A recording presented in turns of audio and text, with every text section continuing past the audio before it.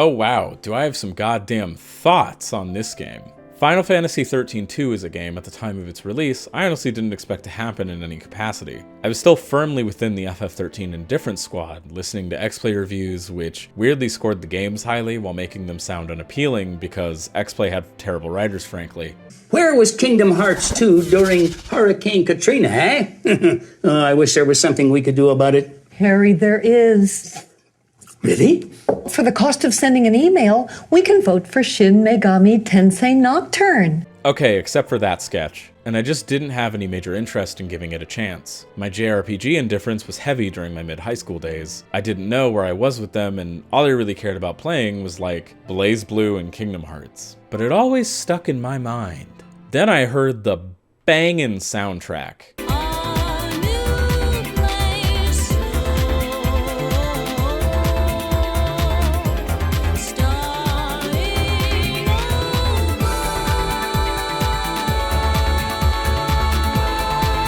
I'm gonna be real. Part of what got me to finish 13 is I wanted to see what the sequel's deals were. They were these weird attempts at difference in a series of games that a lot of people seemed very indifferent towards. They were weird and tried to be different things. 13-2, especially listening to some fan feedback and generally improving upon 13 while going for a more open design. While Lightning Returns is such a bizarre and different sequel, I'm really excited to talk about it. 13-2 itself is such an odd game, and after finishing it, I honestly really love it. As a little short and sweet kind of summary, I think if you couldn't stomach 13, maybe give this one a shot. It has a nice little summary of events if you so choose to read through it, and that gets you up to speed on everything you need to know beforehand. If you really just cannot deal with 13, it's such a genuine improvement in gameplay that I can easily recommend this game to people. But if you're going to get the PC versions, there's something I didn't bring up in the last video that I honestly should have.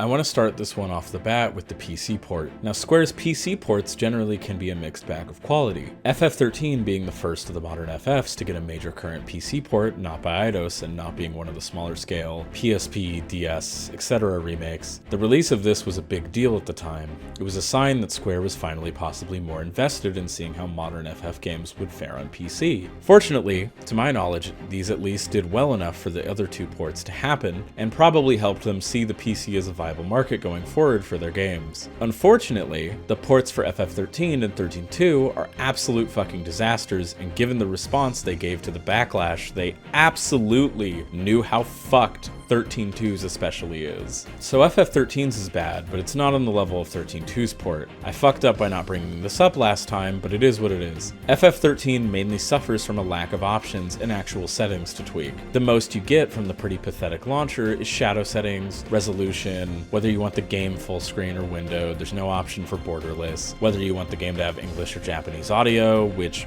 by the way, in the install, you cannot choose which version you'd like to install, so the game ends up taking up 60 gigs due to having uncompressed audio and double the cutscene files. And anti-aliasing settings. Not much to honestly tweak or mess with, and you cannot tweak these inside the actual game. Oh, and there's no in-game volume slider or anything, which is a major problem, especially in 13-2, due to the music for some reason being extremely loud and drowning out the actual dialogue you're supposed to be listening to at random points. Must be something we can do! Mom can't solve everything for us. 13's major in-game issues due to the port are the FMVs all over the game having super bad compression, artifacting, and really muffled sounding audio during these FMVs that is ignorable, but still noticeable when the rest of the game looks and sounds pretty crisp. The frame rate is inconsistent and can dip even on good hardware, and for whatever reason the enemy scan feature can end up missing portions of text, or even just having graphics glitches, which I thankfully never ran into, but others definitely have. Thankfully, with mods and fan patches at least, these are now very fixable issues. Even the cutscene visual quality can be fixed for 13 with a really great fan mod that I used, which I will link to in the description. Now take all of the issues I just listed for 13 and add them and more to 13-2. 13-2 has much worse frame rate fluctuation, crashes due to memory leakage problems, broken rain translucency, fucky surround sound issues, monsters you capture keeping the glow from when they are not yours or defeated, as well as missing DLC costumes. Though to be fair, some of the costume DLC issues was due to licensing issues such as the Assassin's Creed and N7 armor, and these can be modded back in. Oh, and there's a really terrible glitch that can happen in the beginning of the game where lightning just runs off screen and you cannot finish the fight in the intro, which at least can be fixed by restarting, and it's at the very beginning, so it could be worse in my opinion, but it's still not great. Thankfully, nothing else like that, at least for me, happened, but if it happened for others, I would not at all be shocked. The state of this port is pathetic and honestly was part of the reason I was slightly unsurprised at the state of some of their future releases. They seem to have games they give a major shit about the port for, like FF15, which got all these extensive NVIDIA bells and whistles, all this love and care. Yet, games like this, or originally when Chrono Trigger got ported, or even more famously the Nier Automata PC port, which was a fucking disaster until recently after like 4 fucking years. I'm at least happy that because of the major fuck up with this game, at least Lightning Returns' port is actually pretty good and doesn't have any of these major issues to my knowledge. Thankfully, fans have put in the work to get this port as stable as possible, and very playable. The FF13 fix alone does quite a lot for both games, though due to 13.2's specific issues, some more like the large awareness or 4GB patch to stop the crashes from happening need to also be applied. In my playtime, besides the weird lightning running off the screen thing and the audio balancing being pretty terrible at points, I had no real issues to speak of thankfully after I patched the game, and I will link the PCGamingWiki page for this. All of the mods used will be linked in the description, and I highly recommend them for both ports because, like I said, they're pretty rough, but an unfortunate reality to deal with and fix in order to play these games on PC. If possible for 13.2, I would recommend playing it on an Xbox One X, or either of the series systems if you have one available to you, if you want to play both games running and looking as they should, with some wonderful enhancements. This Digital Foundry video on 13 specifically shows 13 off wonderfully, and there's other videos around about 13.2 that I've seen that have it looking wonderful on an Xbox One, or just on a PS3 or 360 if you still have those, as copies of all 3 games are about $5 to $10 each, used on eBay at least. But if that is not an option, then these patches are the best way you can fix these absolute fuck up ports and make them run and feel much better. Breaking news, woo woo! Sorry for how sudden this is, or if the audio sounds weird. This came out of nowhere while I was like most of the way through editing this video. So Square has been doing this thing where they are bringing their games to Game Pass on PC, and recently 13 was announced for Game Pass for PC, and there are slight differences that are important to bring up. So it's worked on by the same studio that did the FF10 and 10.2 HD collections PC port and FF12's PC port. And while this doesn't fix all of its issues, and some people have reported basically experiencing a lot of the same things, I'm going to detail my experience with my rig and what I've gathered of other people's experiences along with things pulled from the PC Gaming Wiki. So for me, this port just straight out the box has the same lack of general PC options that the original PC port also has. However, booting into the game itself, it runs far smoother and has a few less of the overall problems that the original PC port had, and still has today. But the downside is that for the issues that are there, due to the very stupid way that Microsoft locks games on their services down tight, you can't mod it. So any of the major issues that affect it, you're kinda just fucked on. So while I do think this version is nice to have, and just nice if you want a stable experience with no bells or whistles attached, I would honestly recommend just getting the Steam version and modding the absolute shit out of it. Yeah, it takes longer due to the setup process with all of the mods, but what you get out of it is honestly just way more worth it in my honest opinion. Want to also just get this out of the way. The way I want to discuss media on this channel is in a way that will spoil them in some capacity, because I think that kind of open discussion is interesting, and I'd rather be less vague because I want to actually analyze and talk about media in an in-depth way. I don't want to sugarcoat or hide certain things because I think that's a boring way to talk about art with others, and I want to be able to give a depthful opinion. Not that having non-spoiler videos is worthless or some shit, it's just not what I personally want to do. Now that that's out of the way,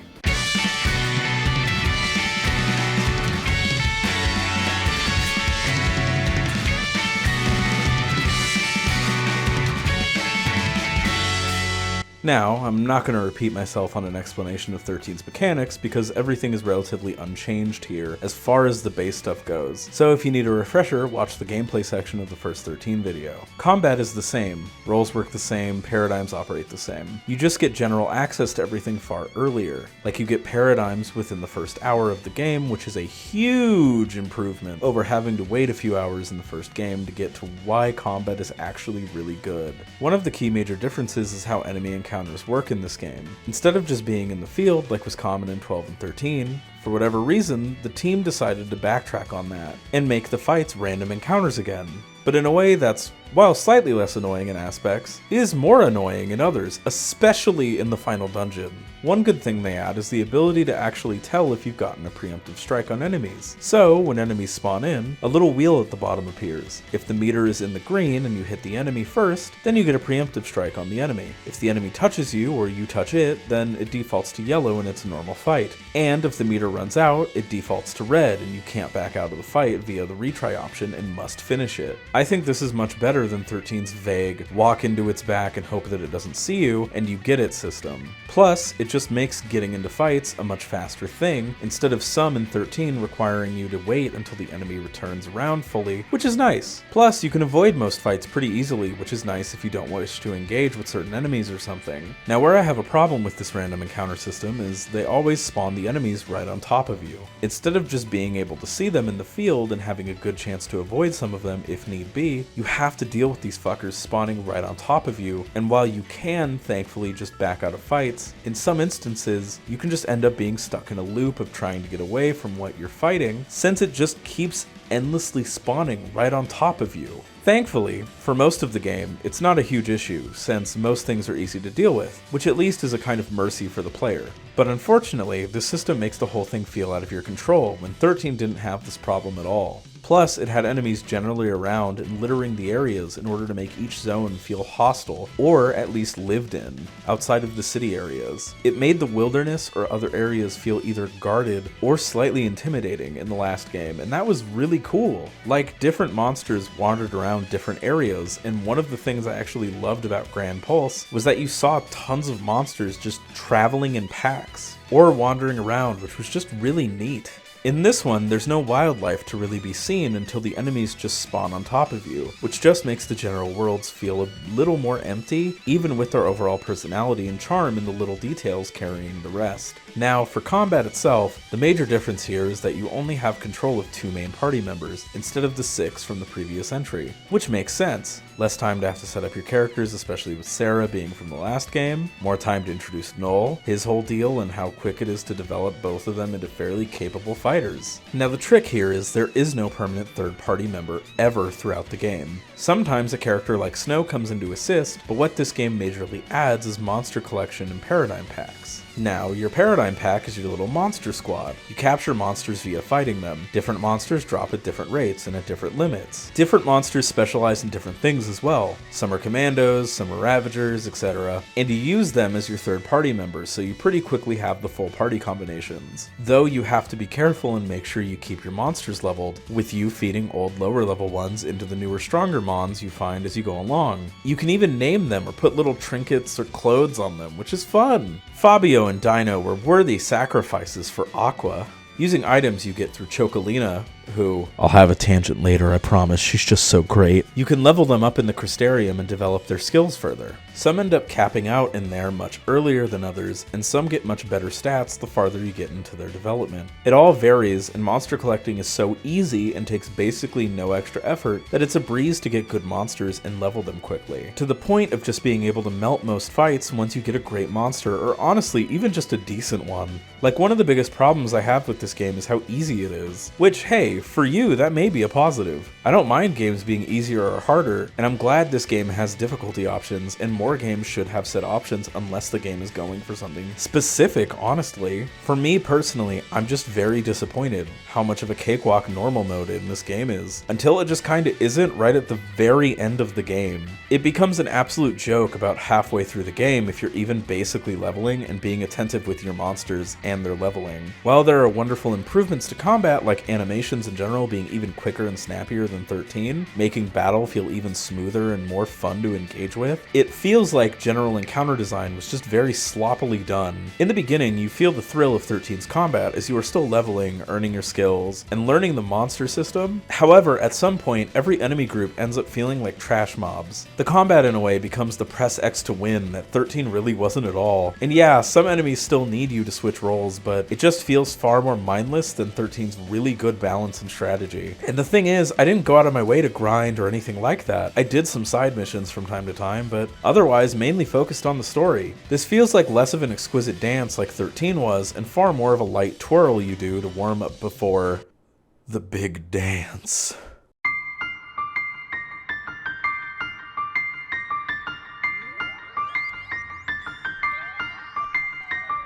So I know it's weird to talk about this right after complaining that the game is way, way, way, way too easy. It's weird to complain about a section being hard after that, but the problem is that this section comes out of fucking nowhere. A thing I love about 13 and its pacing is that it slowly trains you up with each chapter. Fights get difficult and stay difficult with your occasional trash mob here and there in Grand Pulse, but generally combat keeps you pretty well with it and guided. It teaches you that you can trial and error fights and learn well from your mistakes. Failing or fucking up in that game feels good because it's less about grinding shit out and far more about strategy, aside from parts of Grand Pulse, which feel a little too much, but even there, it still feels like it keeps that balance and progression up as far as the side mission structure goes. 13.2 as a game does not do this. Because everything is so open with how areas are structured, they made everything so easy that even if you're like me and have played 13 twice, you stop taking it seriously. You treat the combat not as fights to master, but just X-mashing sequences to continue on after about half of the game. There are fights throughout the game where I just let full commandos out, didn't stagger anything, and I easily won. Like it's an absolute joke how easy the combat can get in this game. And then comes the final dungeon of the game, Academia 500.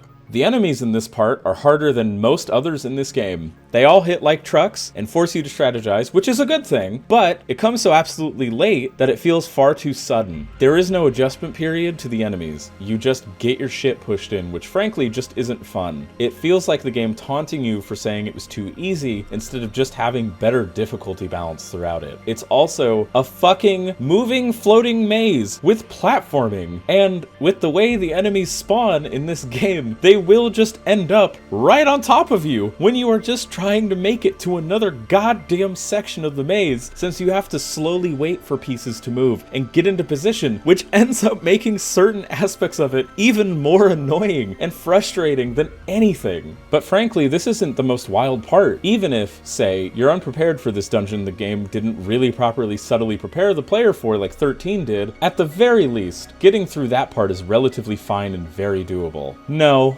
The real pain, the real suffering, the real wall of this game is... The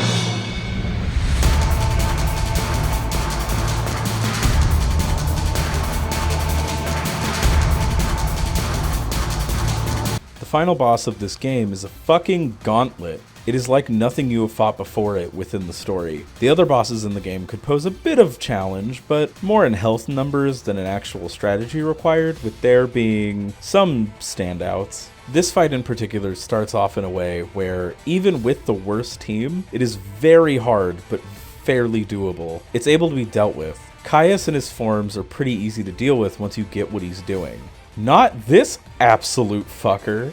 Jet Bahamut hates you. Jet Bahamut is designed to make you miserable. He and his friends are walls, designed to teach you that your strategy is terrible and your team is dog shit. This fight is designed to laugh at you. It's made to instill you with the dread that you are using a terrible team, that your monsters and playstyle the game itself has instilled in you is bullshit.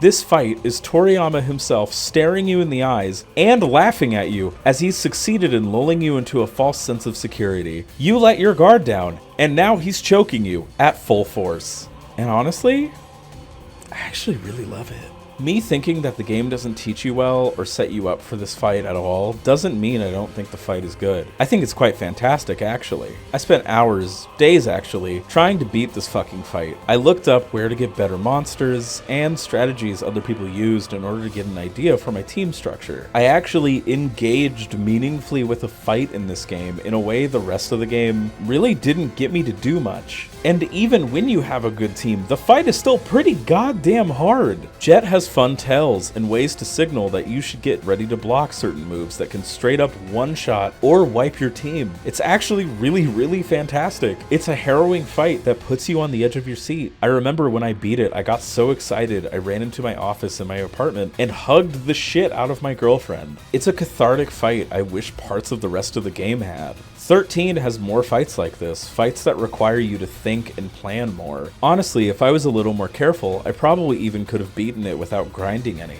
But it's definitely easier to just get wiped, and you have to be careful. You have to plan your defense far more frequently. Again, my issue with this fight happening is that the game overall does not prepare you well for it. The rest of this game is such an easy cakewalk that, while this is a nice surprise, it ends up being far too much of a gate at such a sudden period. His multitude of one-shot kill moves makes the fight frustrating in ways, especially at lower levels. And I should also say that by the time I got here, at least one of my rolls was level 99 in the Crystarium. It reminds me a lot actually of the Kingdom Hearts 2 Final Mix Roxas fight that's inserted into The World That Never Was. It's a really good and harrowing fight if you don't actually learn the game. It's very satisfying and makes the combat feel far more dangerous. The problem is the rest of Kingdom Hearts 2 does not prepare you for this unless you're playing on harder difficulties, which a number of people will not their first time through. It happens so suddenly that it can absolutely blindside you. But shit, at least KH2 lets you play on hard. 13.2 does not whatsoever. I looked into if there was a hard mode. There's modifiers in the game you can unlock via Fragment Collection if you want the game to be a bit harder, but that is not a good replacement for a hard mode in my opinion. Personally, while I wouldn't really be super interested in playing on hard mode, there should at least be an option for it, especially if the game is this easy on normal. The Crystarium alone is a whole other issue that I want to get into in the way this game's open design doesn't really fully benefit it.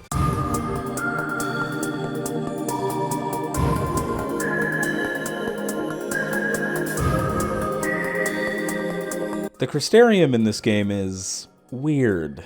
So as the game as a whole has a far more open design overall, the Crystarium reflects that. Instead of the fairly rigid but straightforward structure of the last game, this one is far more open. You can level up any role in any order, instead of set nodes denoting set bonuses like HP or magic like in the first game. This game has just blank big nodes and small nodes. The big nodes give you a bonus to whatever you chose to level, and the smaller ones are basically just filler until you get to an ability or something. This system does not explain itself well to you at all. It's so open and weirdly vague, you can end up not being able to max your party or getting worse stats, and that can suck in ways for endgame. This won't gate you from anything, but some people do really care about maxing their parties, and I think it's important to bring up.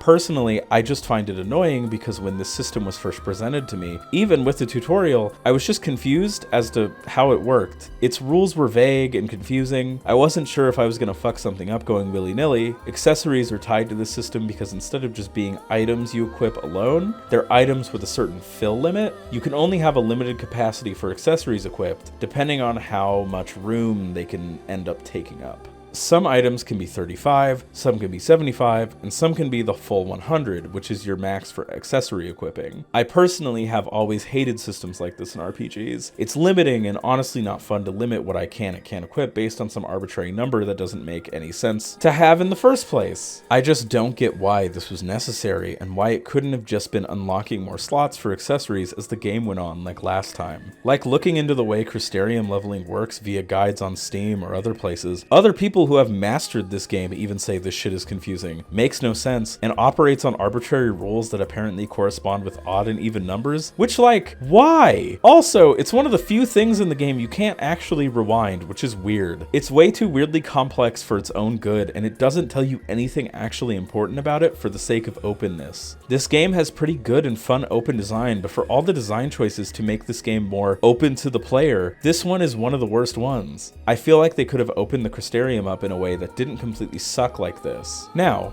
I keep talking about this game's open design, but I haven't really described the actual structure of the game. So,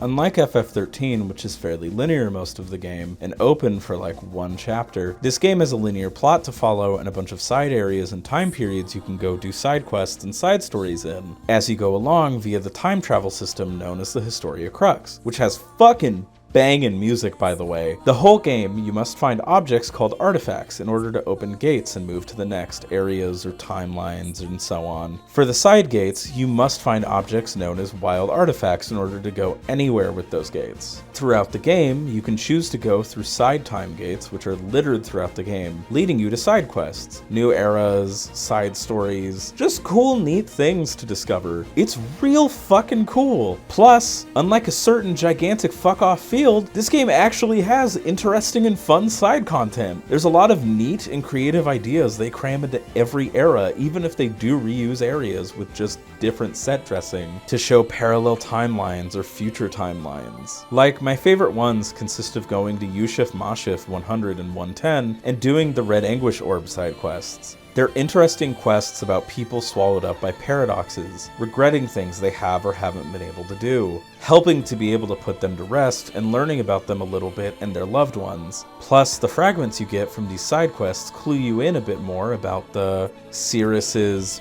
and Farseer's and Padra's culture, which is really neat. Would have been neater to be able to, like, see the culture as you are, like, time traveling around, but you win some, you lose some. The side quests in this game really connect you well to each place, along with the pretty interesting NPC dialogue and banter that's around almost everywhere you go. I was watching him work on the robot, and then I saw it and I just couldn't help. Holy shit, that's Naruto! Funnily enough, it reminds me of the great NPC convos in FF7R a bit, and I wouldn't be surprised if this and Lightning Returns were used as precursors for how they wanted to do a bit of their area design for that game. Could be wrong though. Another cool thing is, instead of a regular chapter select, you can find objects known as gate seals, which give you the ability to rewind chapters if you please, allowing you to play through whatever section of the game you want to again and again, as long as you have the seal for the appropriate gate. It's very rad. There's even a Final Fantasy Las Vegas. We did this bit already. The one in this game slaps, it's really good. A place filled with lots of fun, a lady in a chocobo costume, not that one, we'll get to her soon enough. Named the Mystic, who gives you modifiers for the game that give nice benefits like double XP, or more or less spawning rates for monsters. It's also home to my favorite minigame I've played in a Final Fantasy game so far, Chronobind. Like, holy shit, Chronobind is so fucking fun. When I was playing Sazh's DLC, I thought I'd play a bit of it and then finish it in the morning, but I was so addicted to Chronobind, I stayed up all night to finish it off. It seems like they listened to the complaints about the side content being really lackluster and really made up for it. Shit, you can even get alternate endings in this game, which is rad as shit and super fun for a time travel story. There's even puzzles that I fucking despise. This clock one, for example, is generally fair. It's a bit of trial and error, but it's just a test of mathing it out. Until they add a timer and it's fucking random. You can't learn this part of it because every time it fails, it's just random. You just have to trial and error it, which honestly isn't fair or fun. The other puzzles are fun in their own ways though. I really love the tile puzzles, even if I kind of suck at them sometimes. And the crystal matching puzzle is just cozy timing. It's not very hard, which is nice. But that general variety and desire of the devs to mix up what you're doing at all times is super fucking awesome. Like, genuinely, this game rocks its variety super well. It knows how to let loose and mix shit up in ways that keep the player engaged. There's even Coliseum fights. Jill is there, ready to kick my ass and shove her boot in my mouth. Those lost to the shadows of history will defy reality and be reborn.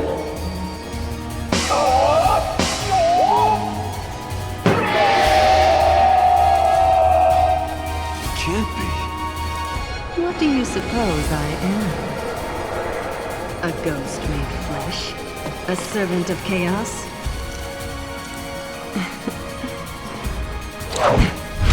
I am your waking nightmare!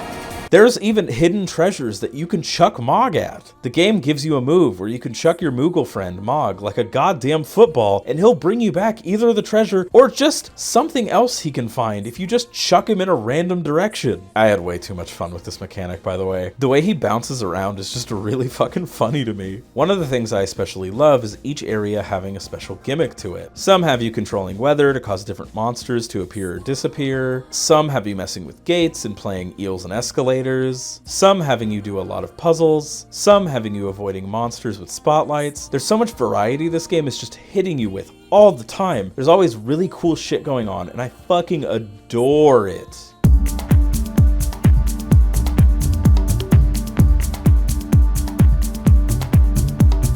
The music in this game fucking slaps. Like, I adore FF13's OST. I absolutely think that soundtrack is phenomenal. I actively listen to 13.2s while I'm doing shit. I'm doing it while I'm writing this right this very second. Shit, I'm probably gonna be blasting it while I'm editing. FF13.2's soundtrack to me is like greatest of all time level. It is absolutely up there for me with like the Nier soundtracks and No More Heroes, where the soundtracks are just filled with tracks that are full on complete bangers that I can listen to again and again on goddamn repeat. Like the game itself, the OST has such wonderful constant variety that in my opinion, you can't do anything but adore the shit out of it. There most likely is a track here for fucking somebody out there, and that rocks shit. This OST was composed by 3 people this time. Masashi Hamauzu returns from 13, but along with Mitsudo Suzuki, who also worked with Hamauzu later on FF7's remake, and Naoshi Mizuta, who has made some banger OSTs, namely Street Fighter Alpha,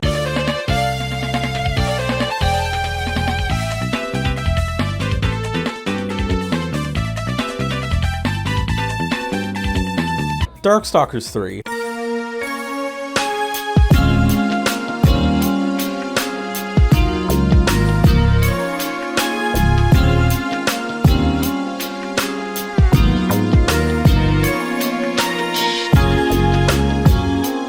and Parasite Eve 2, which, while I do not really like that game, it totally has an absolutely bangin' soundtrack.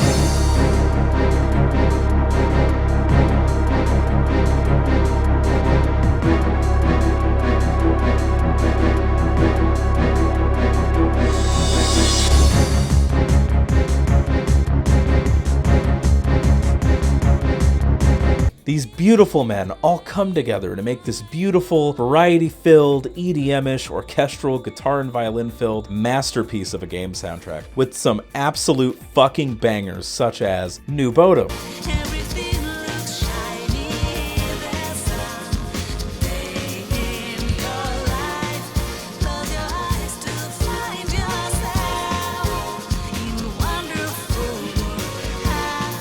which really nails the feel of the start of the journey. Uncertain, but exciting to get started on this time-traveling adventure. Paradigm Shift,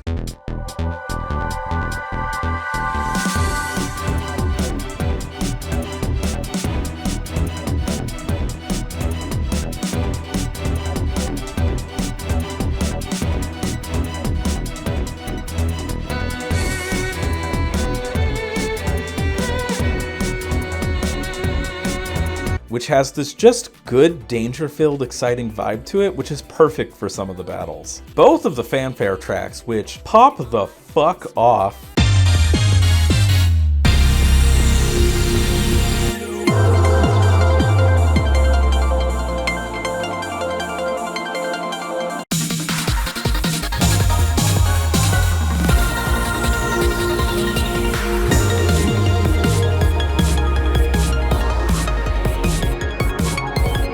Parallel Worlds,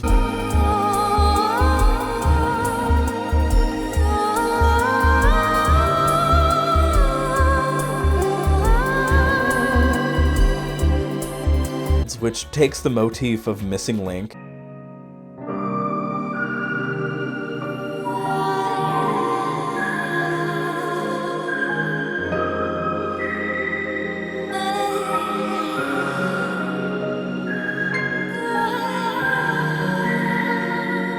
and just gives it the old mwah, chef's kiss spice that it needs to shine. Historia Crux fucking slaps.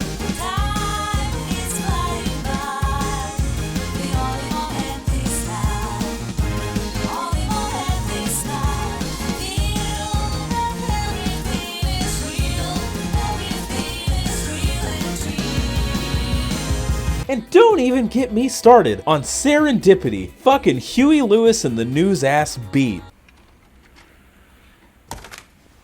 You like Huey Lewis and the News?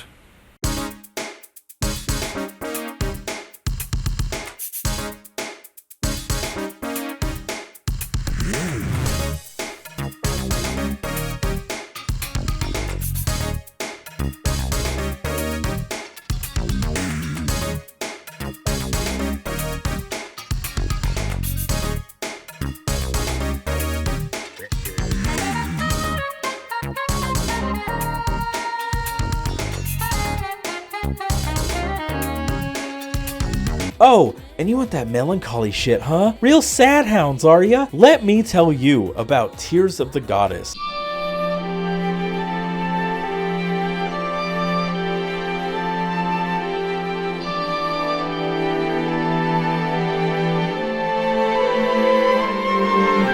Which uses parts of Lightning's theme from 13 and really makes some even more compelling shit out of it. Noel's theme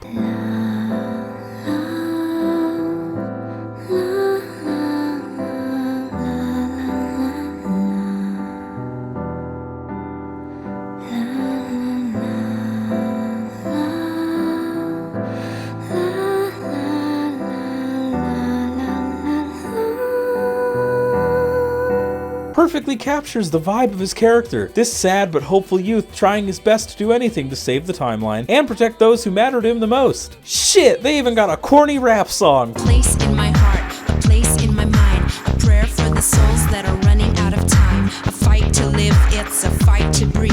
It's the only way to be. You be you and I'll be me. Waking up in a world where the warriors reign.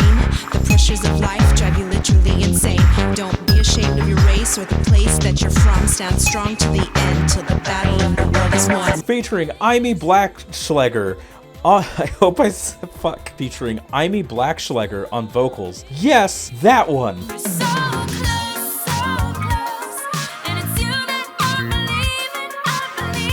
Invisible Invaders fucking owns. And have you heard the Chocobo themes?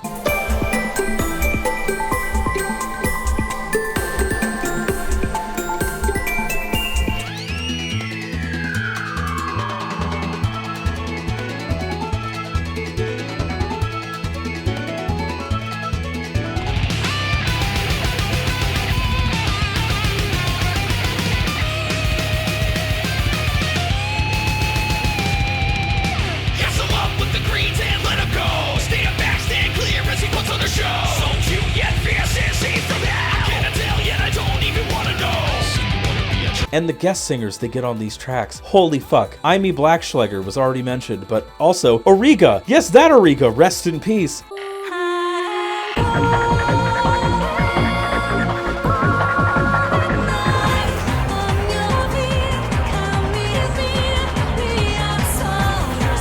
Joelle Strother. Just as the light begins to fade to dark.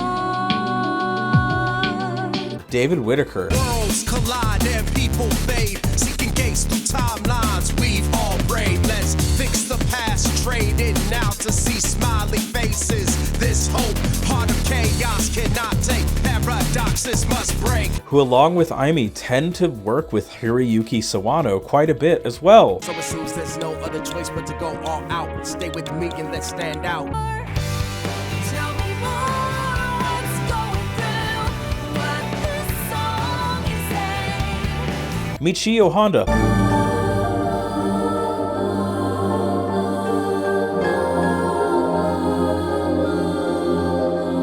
Who also worked with Sawano on Guilty Crown. What? I'm learning a lot from this section if you can't tell. Frances Maya, who returns to do another great rendition of Sarah's theme. You rest inside my mind since the day you came. I knew you would be with me. Kokyo. Long ago, when I was just a boy, so how long then? Last of my kind in the world. And finally, Shooty HG.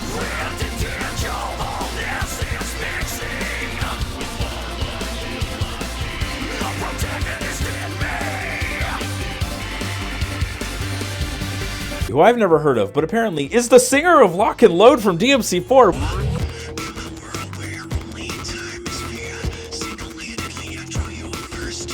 What? What do you mean? What the fuck? So holy shit, this OST is stacked with variety and talent that absolutely bops throughout and permeates the entire game. Every area for me, I looked forward to hearing what the new track was gonna be, what the next song would be, what kind of sound or tone this area would have, if the Chocobo would pass the vibe check. Shit, some of the field music is even dynamic, and when enemies appear, there are fucking aggressive mixes.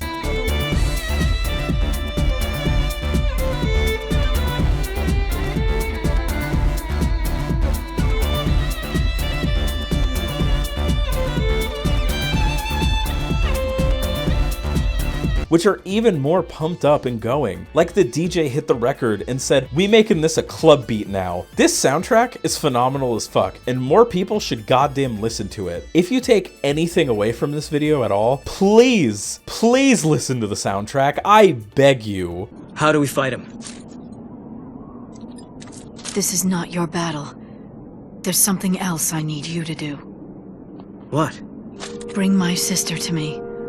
Her name is Sarah. I'm gonna keep it real. I honestly don't really know how to fully talk about the story. 13-2's story is far more convoluted and kinda messier than 13's is, but at the same time, I honestly really enjoyed it more, which is kinda strange. It has this very goofy 90s sci-fi TV show energy to it that makes every new major area feel like a new episode. Makes me feel like I'm watching Stargate or some shit. It's very endearing, with the main chapters even being split into actual episodes themselves, and every time you load up the game, it having a kind of recap. Final Fantasy 13-2, the story so far.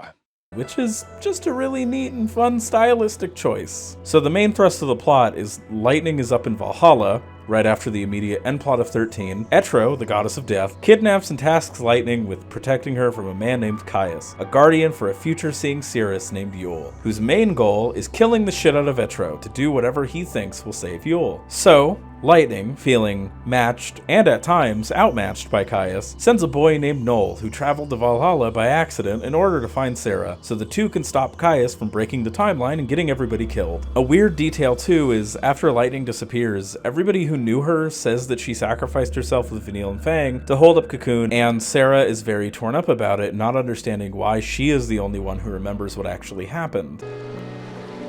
It's her knife. I found it near the base of the pillar.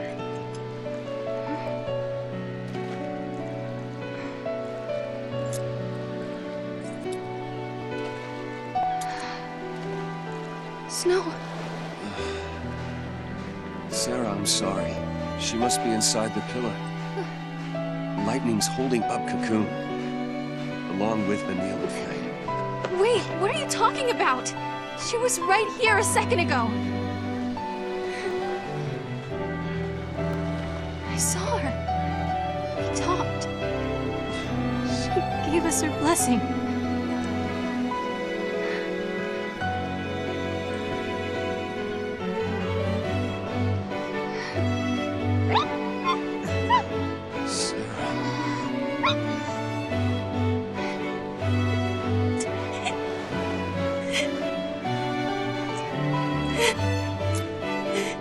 I won't forget that moment.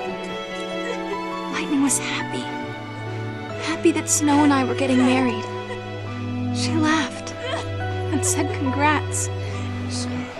She sees visions of Lightning fighting in Valhalla, which causes her outfit to magical girl change for some fucking reason. I still don't really get why this happens at all, and honestly I think the outfit she has right before this is way better, but whatever I guess. And suddenly a bunch of monsters appear and try to kill everybody. Noel jumps out, helps Sarah save everyone, and then it's like, "Gosh, Sarah, we need to save time and your sister, oh yuck." Which Sarah is like, "Sha," too. And everyone else is like, "Nah." But then everyone comes around and is also like, "Sha." And so, the adventure begins. The Garsh and Ahyuk are because this motherfucker is played by Max Goof's voice actor in the English dub, and I will never be over it. I am inconsolable about this. Fucking power lines sounding ass. Nah, but for real, he does a really good job. So, this game from a story perspective is the kind of expansion I wanted on 13's World and Events. You get to learn more about each location, seeing some of this great world building, learning much more about each area, what the focus characters in each location, Hope and Alyssa and most of them are doing there and why, but unfortunately, certain characters get kinda shafted, though the ones they do focus on, like Noel and Caius, are actually pretty well done. Like Sarah, for instance, I think does get fleshed out a little bit and is actually super interesting in this game. I'm a huge fan of characters who were damsels becoming the main characters of another entry. While yes, her focus is on finding lightning and snow in this game, she's this jokey, friend-loving... Hope, why are you all so grown up now? You can't seriously still need an explanation for that, can you? Well, Sarah, you've traveled 7 years into the future. And though it's been a relatively short period for you, I've continued to age at the normal rate. Does that explain things for you? Oh, I know that. What I meant to ask was, why do you seem so mature for your age? I'm no scientist, but even I understand that 7 years have passed. Wow, did you really think I was that dense? No, of course not. Please, you must believe I would never think that of you. Nice save, Director. Strict teacher type. This has gone too far. That's enough! I've about had it with your mischief. You should be ashamed of yourselves for behaving like this. You should know better. Well, what do you have to say for yourselves? I don't think a good scolding's gonna solve anything.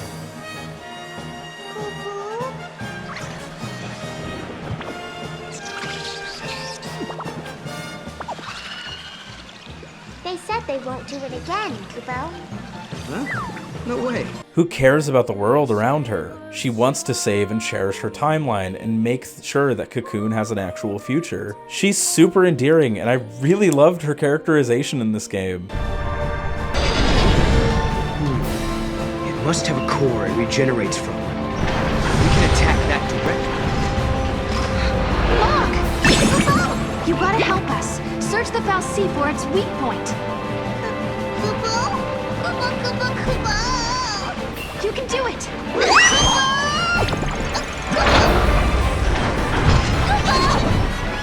No good, Kubo! Poor little guy. Sorry, Mog. Noel is this sad boy who just wants to make his future livable. He wants both a future where he, his family, and his friends can live in peace, and also make the timelines better for everyone involved. He's living by his morals and trying to do better.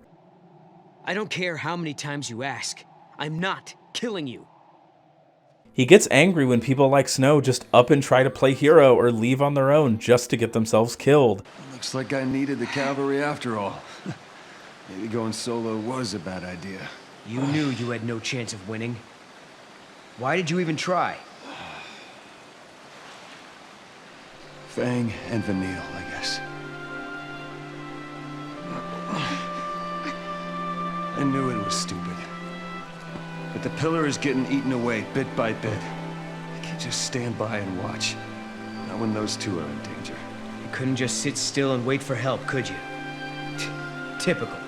Hey, I do what I do, all right? You're the worst of them all. I hate your kind. You think you're everyone's protector, everyone's hero, but who do you save, really? You even realize how useless you are?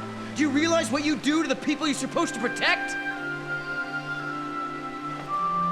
Now you wait just a damn minute. You've been looking after Sarah. And back in your own time, you protected your village and your friends, am I wrong? Seems to me, you and I are pretty much the same. No. You don't get it. You don't know anything. You're wrong, we're not the same. I couldn't protect anyone. As he views life as precious and takes it personally about people abandoning others, as he himself was by Caius. I don't want to please her. I want to save her. Where are you going? You're going to leave us just like that? I shall go to Valhalla. I will kill the goddess and set you free. And that's how Caius came to abandon us and made Yule and I The last 2 humans left in the world.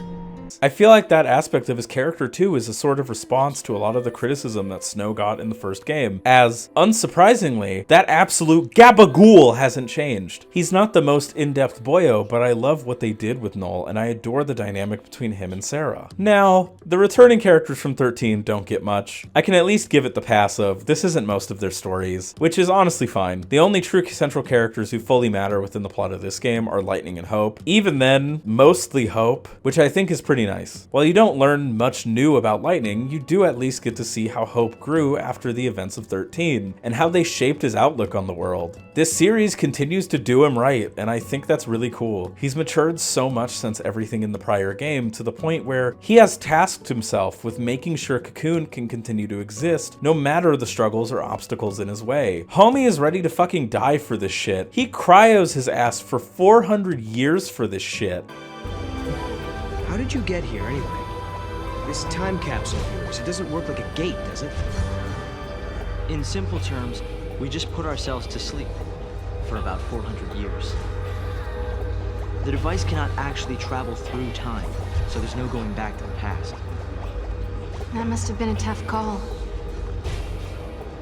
It was a choice to wake up to a strange world centuries in the future. I'd be lying if I said I didn't have second thoughts.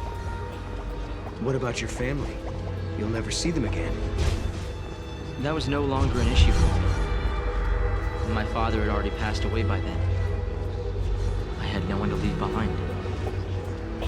He wants to save the world for Vanille, Fang, and his late mother and father. He wants a world where everyone can live their lives in peace, to the point where he makes a man-made fal'Cie using parts of the fal'Cie Eden. Which, honestly, L move, my man. Why the fuck did you do that? And he's able to do this with the overall help of his assistant Alyssa the whole way. Okay, we need to talk about Alyssa now. Sarah, is that you? Hey, watch yourself. Thanks. Oh, Sarah, it is you. You know them? Uh-huh. Alyssa is complicated. They set up her character pretty well. You see her multiple times as you hop around. Seemingly she always knows about you, even before meeting Hope. And she's jovial and cheerful, but is devastated when she sees that if the timeline hadn't been split like it is, then she would have died in the Purge, which agreeably is a horrifying thought. I thought I might be, but that's not my name. Then whose is it? Kubo. It's my friend's. She died here, running from the Purge. And me? I'm one of those who survived. 5 years ago, the entire town of BODHUM, it was wiped out by the army. I was there, visiting my friend. Then everything went to hell. We ran and hid with the other fugitives. But just as the troops were pulling out, that's when the ceiling of our hiding place collapsed.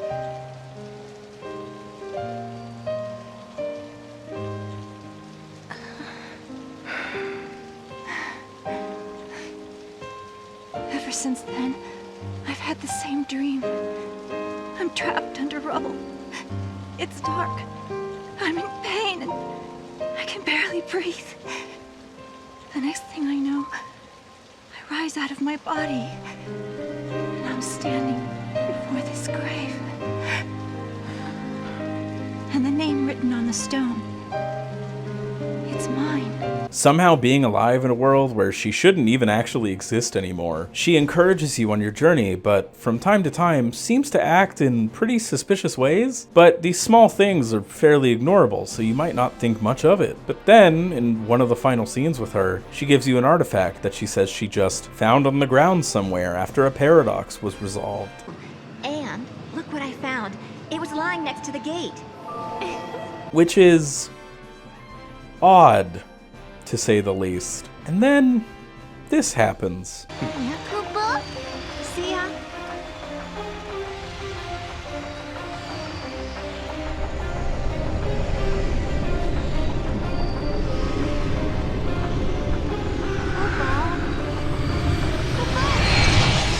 And it's never paid off.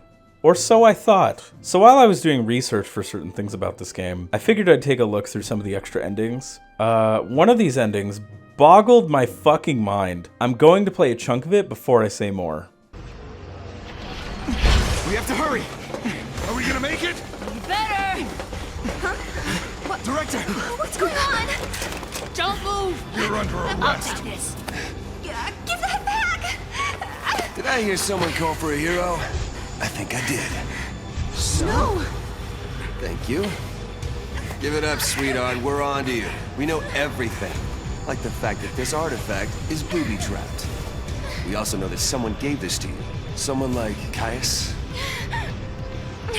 So what if he did? Snow, how did you... Hope? Caius is on the move and up to no good. The past and the future are looking pretty bleak. Give me a hand, Sarah.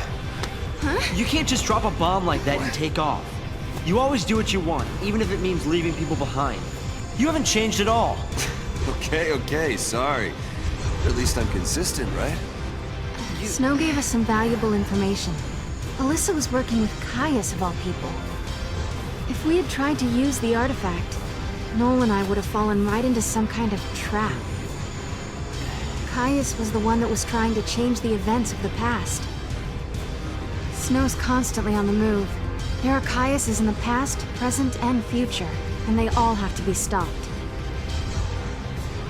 This plot point and these beats are really good. Alyssa being afraid for her life and working with Caius in order to keep herself alive and existing within the timeline is really good. The fact that the player can miss this entire detail and not even realize it happened due to time bullshit is actually pretty nice. Subtle shit, and is just extra spice to a time travel narrative. It feels like actual meaningful consequences for fucking around with the timeline and correcting things back to how, quote unquote, they should be. A really rad detail is after you get out of Caius's trap, if you head back to Academia 4XX, Alyssa isn't there anymore. The only one who remembers her is Hope. It's so chilling and sad, I love it. I see. Does the name Alyssa ring a bell? I've been trying to figure out who she is. Is it the name of anyone important? I know I've heard of her somewhere. Excuse me, but I hope you don't mind answering a question. Didn't the director come to this time period alone? At least, that's what I heard. It's strange. I have this vague memory of seeing a young girl by his side. Sarah, no. Oh, of course. You can use the gate to come back whenever you need to. I'm glad to see you're both safe. Alyssa isn't here. Occasionally, she ducks out on what she calls her secret errands. She refuses to tell me where she goes. I just honestly wish the game dwelled on it more, or it worked more with the timeline fuckery causes unseen butterfly effect consequences type theme that it only really approaches with Yule. I wish they did this actively in some way with more characters. It would have been so rad.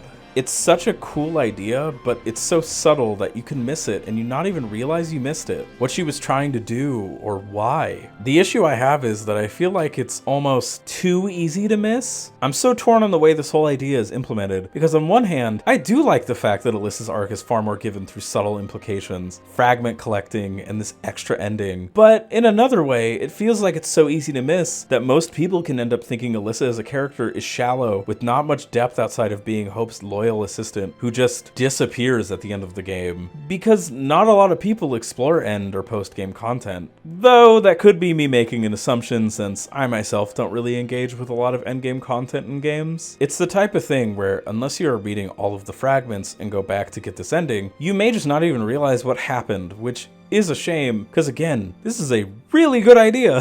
Funnily enough, it reminds me of how some locations and their world building are handled generally in this game too. Did you come to visit the ruins? You may want to rethink your plans.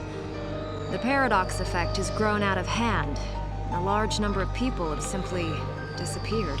Some locations are fairly fleshed out, learning every bit and piece about them, things that have happened there, and so on, while others are just not really explored as much. Like, yet again, we go to the Arcalite Steppe, but we don't learn much more about it outside of some fragments, which is neat, but I just feel they could have done more with it. Shit, you don't even get to know what year it is that you're visiting. My guess is that it's either before or during the war between Cocoon and Pulse due to there being people alive here, but it's never really clarified or meaningfully explored. I want to know how these fuckers have a weather machine. Like, it's just casually dropped and never elaborated on unless it's in a fragment I missed. But no one questions it. Like, what? Like, Noel, Sarah, fucking say anything about it. I'd be like, what the fuck? I'm a big believer that time travel stories have essentially endless possibilities. You already have the episodic structure going on here. If they were to have us meeting more new characters, helping more specific people with their problems, or stumbling into more new cultures that maybe weren't discussed in 13 proper. Basically, I want more games to be Kino No Tabi,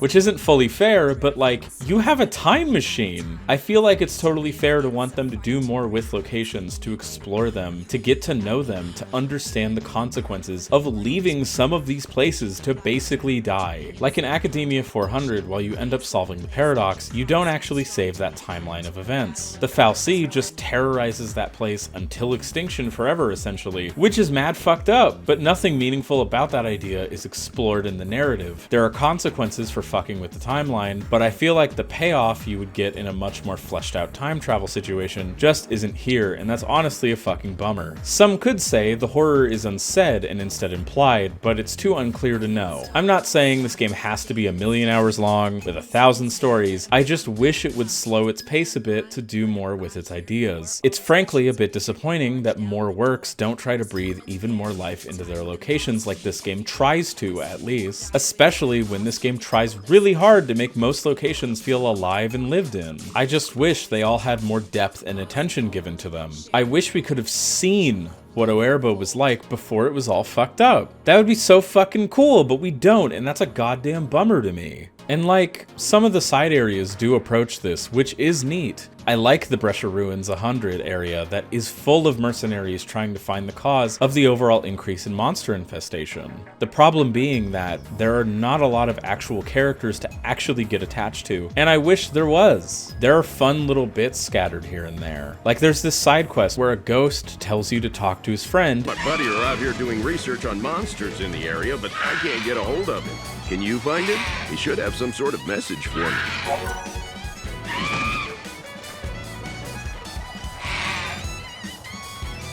I'm counting on you two. Oh, by the way, he's a slightly odd fellow. Natural-born jokester, if you will. And you have a joke off with said guy. Things like that happen to give the game flavor and personality, but I wish the locations just got more depth with some actual full-on characters to get attached to.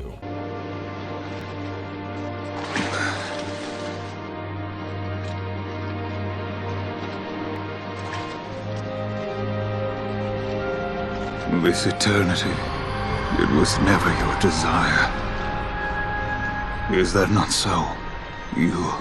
To get back to the overall story, I feel like some good steps forward are taken for some aspects of the overall story, and some nothing steps are taken for others, which is kind of a shame, but also this works for the kind of fast-paced story they're telling here, honestly, even if I do have my problems with the effects on world building. It's a story that, while I thought was dumb as hell and parts of it were more confusing than they needed to honestly be, I felt like I was along with its mystery and ride. Why was Caius doing what he was doing? Why was he fucking up the timeline? Who is Yule? What's Noel's connection here? It keeps you asking questions and pays them off pretty well at points, especially near the end of the game. The story itself is all about keeping hope alive, both literally and figuratively. It's a story about how even in the worst circumstances, the future continues to be worth fighting for no matter what. How defeatism, or just doomerism, essentially isn't an actual solution to any tangible problem in itself, and how we have to work together to try to keep things from collapsing in on themselves. We're all in this together, and some such. Oh, and also how sometimes, even with that mindset, sometimes it really isn't enough, and accelerationism is always a possible outcome by pieces of shit. Okay, to be fair, I don't think that's what it's actually fully saying, but we will get to it. And hey, Toriyama time traveled to hear my video and actually listen to me on the villain end of things. He made a good villain that I also want to raw me, but that's neither here nor there, ooh woo. Caius is this sympathetic guy who you understand to be just the guardian of Yule. You don't fully get why he's doing what he does, and for half of the game, he kinda just shows up and yells, "Time!" at you a lot. But as you learn more about him, you realize the main reason he's doing everything is because he can't die, causing him to have to watch Yule die for fucking centuries over and over and over again. He even leaves right before the Yule that Noel knows dies because he hates seeing her die. Caius wants to end the timeline and kill Etro because it is the only true way to save Yule. The context of his actions makes sense. The reasons why he won't listen to Noel's pleas to stay or stop what he's doing, the reasons why he's so obsessed with Yule and saving her, the reason why he is so insistent on dying a warrior's death by Noel's hands, due to the tradition and simply because Noel continuously refuses to actually kill him. He's been essentially forced by the system the gods and goddesses enforce to remain immortal and watch this person he has sworn to protect and who is destined to die just die over and over again. It's real good. Plus he's actually threatening, unlike that fuck Barthandelus. Caius is tragic, sympathetic, and an absolute fucker. This guy pulls so much shit to get Hope killed so many times. It is unreal, and every time Sarah and Noel save that twink over and over again. Caius and Yule are the cores of the story, and I really love both of them, even if Yule is a bit more plot device than actual person sometimes. Oh, and before I talk about the ending, I really want to talk about the dialogue choice system. It's really neat, and clearly is made to incentivize extra playthroughs and rewinds to see all the possibilities. There are interesting and fun exchanges that can occur, but what's nice about it is it fully describes what you were gonna say, unlike some games. And it gives the player more choice on what they want to learn more about in certain situations. Part of me wishes you could cycle through more options or hear some of the others out, but I think this works perfect with this game's pacing and again, the story it is going for with cherishing time and repeating it and whatnot. It encourages you to experience everything. You think this will make Yule happy? Which Yule are you talking about? I've known and protected hundreds of Yules. They had the same soul. Every one of them was unique. A Yule who dreamed of travel. A Yule who loved to sing. A Yule who collected flowers. They all died. All of them. Before my eyes! So basically, the ending is set as this triumphant defeat of Caius. Hope, Sazh, and Lightning all help the pair in some way during the fight with Caius, until you kick Jet Bahamut's ass. Once you do, Caius and Noel fight for a bit. Before I explain this bit, this game has QTE sections at the end of some boss fights. Now, for a good chunk of these, I really don't think they add anything at all, which is why I didn't really bring them up in the gameplay section. They are kind of here, I feel, as mostly an additional little action set piece that was the style at the time. That feels interactive, but doesn't really add anything. This one with Caius is fucking genius.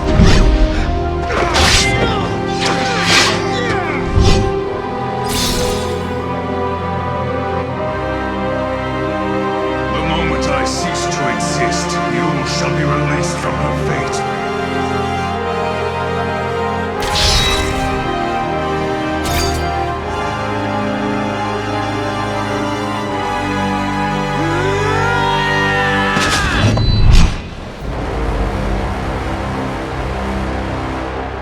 Give it up.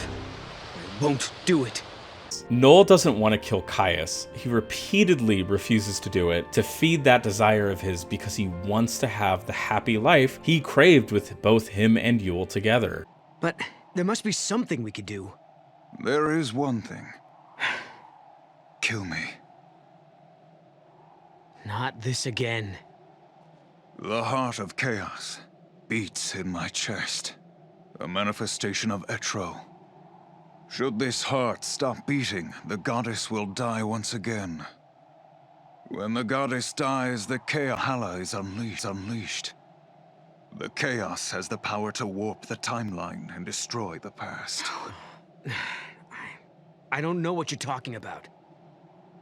I don't care how many times you ask. I'm not killing you. So the game, at the last playable second, gives you the choice. Do you stick to his morals, or do you make Noel kill him? Personally, I spared him because Noel wouldn't do that. He just wouldn't. He cares about him too much to go through with it. But both choices lead to the same thing. Noel refuses to kill him, because again, Noel wouldn't do that. It makes sense to me this is the only choice in this game that is fake, because no matter what the player wants, Caius is Noel's friend. He never shakes on his morals in that regard. He wants Caius to live. He wants to bring him home. Killing Caius to Noel doesn't solve anything, and either way, Caius stabs himself. Fate in many ways is inevitable and sealed, and it also signals this being the final and true continuous timeline. Sarah and Noel seem to have done it. Worries about Sarah's health due to visions she'd been having all game arise, but she isn't worried about it. She kept hope alive in more ways than one. The music kicks in.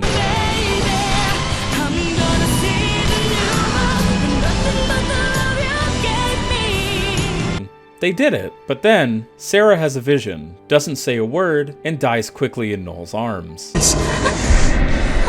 Sarah, snap out of it! No! No! Sarah!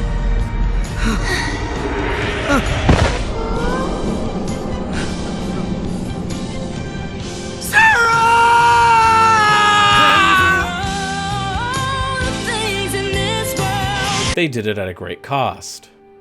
Or did they? The sky darkens, a portal to Valhalla opens up, a black mist of sorts spilling out and diving into the new cocoon, the screams of millions letting out as Noel and Hope look on in horror. Noel remembers that Caius carried the heart of Etro inside of him. Noel, Sarah, and Lightning didn't save the world, they doomed it. They played right into his hand. Grand Pulse and the cocoons are swallowed up by darkness and chaos, and the camera zooms into that familiar Valhallan throne. Lightning is there, motionless, crystallized, and in a deep slumber as this occurs, leaving off with an ominous to be continued. This terrifying image of Lightning to stick with me for the night I finished it. This ending is fucked. It's so goddamn good. This was inevitable, which is why killing or not killing Caius was meaningless. Keeping Hope alive resulted in millions dying anyway. Caius thought through every angle. He had centuries to plan, and he won. In a game where you think with all its positive keep Hope alive anime speeches, everybody loses. Everything is fucked. I was in shock, chills went up my spine. I was in love with this game's payoff. It's immaculate.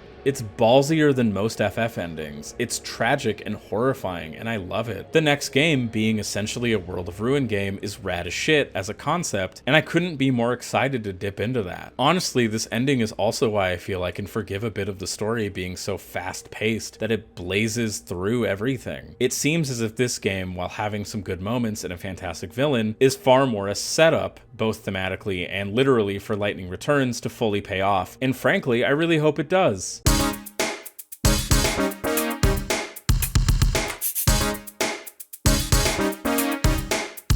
Now, as one of these DLCs, that being Lightning's story, Requiem for the Goddess, acts as the true ending to the game, I feel like it's only appropriate to talk about the DLCs I decided to bother with. You may ask, why didn't you play Snows? I didn't want to. I looked into it and it seems like it doesn't really add anything much to the actual story. It's not like it gives a bridge gap to Lightning Returns like at least Lightning's kinda does. It's just a fuck-off adventure about Snow being stuck doing Coliseum fights and how, isn't it tragic that he's basically stuck here because time, but not actually doing much interesting with it. It's just not worth my time. From the farthest reaches of time they come, guided by paradox. Souls burning for battle, drawn to this arena of blood. Unleash every weapon at your command and seize victory! Wandering hero of the void, speak your name. Oh yeah! Snow Villiers is here! What? You! My introduction! I can't believe you ruined it! Sorry, got bored of waiting. You'll pay for that! Prepare to be thrashed, for you face the mighty Gilgamesh!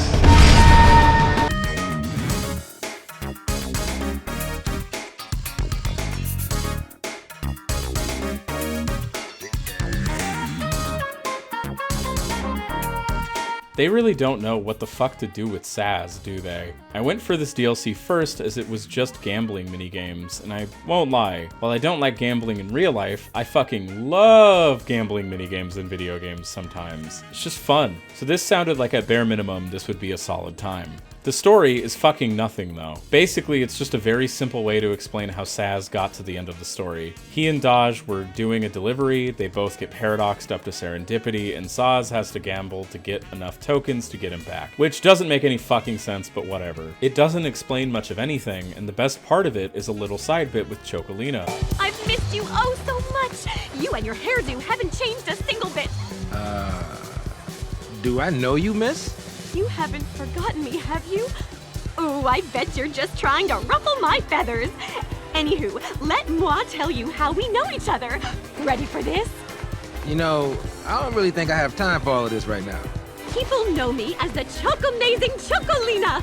I'm the most chocorific time-traveling trader in the whole wide world. Have you really forgotten who I am? Where, hey, guess what? CHOCO-LINA is the little chocobo Sazh has in his afro. And you have this little cute and funny side quest where you have to find these different chocobos for her, and you learn how Etro gave her a body, and it's really good and makes the DLC worth it. You're the only one I know with such a brazen attitude. Loud, that bosses me around, orders me to do things. Yeah, I had a pretty good idea who you might be. When I got washed away by the waves of time, I made a wish. I couldn't do anything as a tiny little chocobo. I was completely helpless. So I wished to be granted the power to help others like they've helped me. The goddess gave me this body that allows me to exist everywhere. I realize this is just a costume. This body is merely a paradox, born from a distortion in time.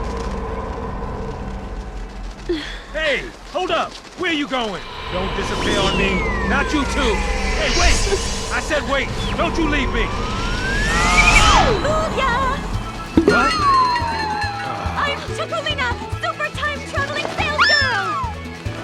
I should make myself a cape, just like a real superhero. Outside of Chronobind, which, again, is mad fucking addicting. Otherwise, it's disappointing. You don't learn anything new about Sazh, which is disappointing. If anything, this is far more a CHOCO-LINA explanation DLC, which is great, but then why even call it Sazh's story, in my opinion? Just very missed opportunity to do anything else actually meaningful with him, or even just give him more of something to fucking do. Just feels like a weird excuse to get more minigames into the casino than anything. And you gotta like grind these games out. They take fucking forever. I love Chronobind and the matches are long.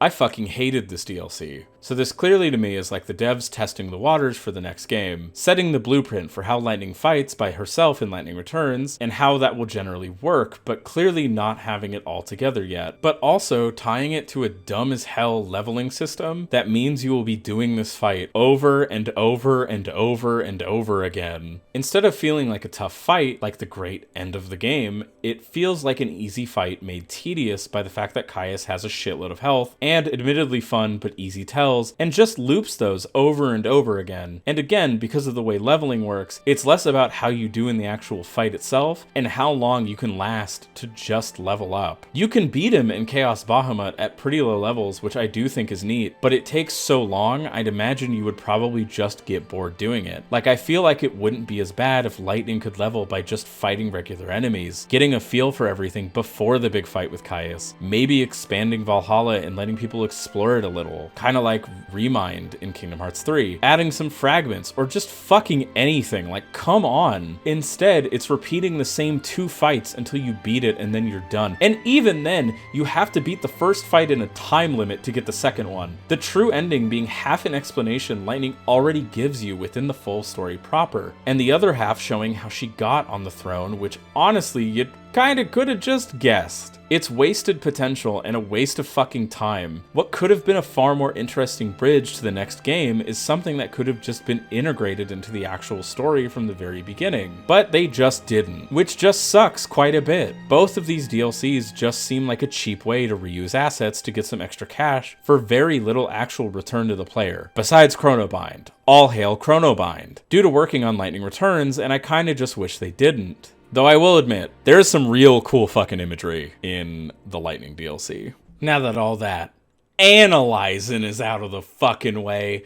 CHOCO-LINA is the best shopkeeper in this goddamn series. I will fucking fight you about this. CHOCO-LINA is a time-hopping chicken witch who just wants you to buy some shit. She appears in every location you're in, following you to make sure you are ready for whatever is ahead, and is genuinely fucking hilarious while she does it. I can't stand to even think about flan. They're slimy and gooey and sticky and goopy. So gross. Hey there, I'll sell you some great stuff, so in return, I think you should take care of the giant flan. You know what I mean by take care, right? Whoever came up with the idea for CHOCO-LINA is a fucking genius, and I will suck their dick.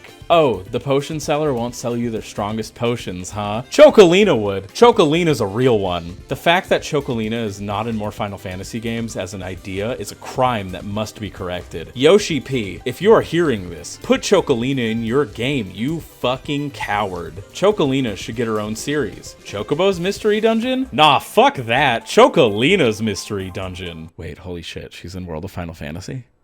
I didn't know that. They should make a recitaire-like game where instead of some kid being forced to sell shit to not die or whatever the fuck that game's about, you play as CHOCO-LINA and you rip people off instead of giving them that cool sword they want.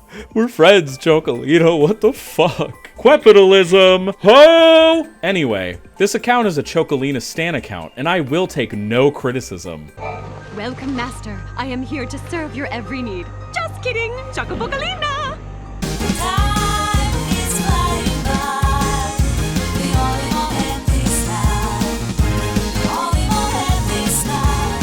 So this one took a lot longer than I honestly thought it would.